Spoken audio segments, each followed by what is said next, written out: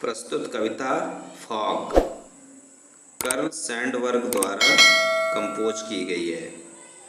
पहले आइए जानते हैं कर्ल सैंडबर्ग के बारे में।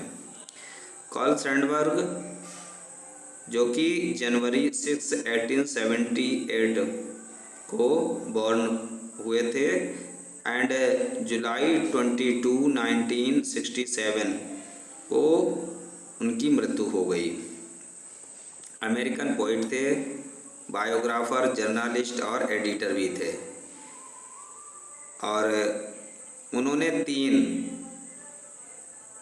Pulitzer prize, 2 for his poetry and 1 of his biography and Abraham Lincoln के लिए प्राप्त किए थे। During his lifetime, Sandberg was widely regarded as a major figure in contemporary literature, special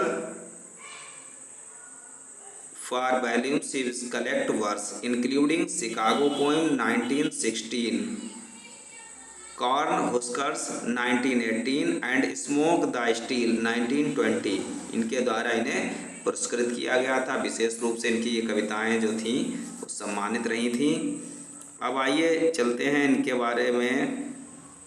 इन्होंने जो कविता लिखी है फॉग, इसका मतलब कोहरा, ठीक है, तो उसके बारे में क्या इन्होंने अपने विचार रखे हैं कविता के माध्यम से जानते हैं। मात्र 6 लाइनें जो हैं, 4 से 6 लाइनें इन्होंने अपनी कविता में दी हैं। तो आइए देखते हैं पैरा का क्या सेंस निकलता है। प्रस्तुत जो कविता है फॉग के बारे में कवि ने क्या मेंशन किया है। The fog comes on little cat feet. The fog माने कोहरा, कम्स मीन्स आता है, on little cat feet means बिल्ली की भांति दबे पैरों की तरह, यानी कोहरा जो है वो बिल्ली की तरह दबे पैरों से आता है। It sits looking over harbour and city on silent haunches and then moves on. कवि कहता है कि यह बंदरगाह और शहर को देखता हुआ सा घुटने मोड़कर चुपचाप बैठ जाता है और फिर आगे बढ़ जाता है।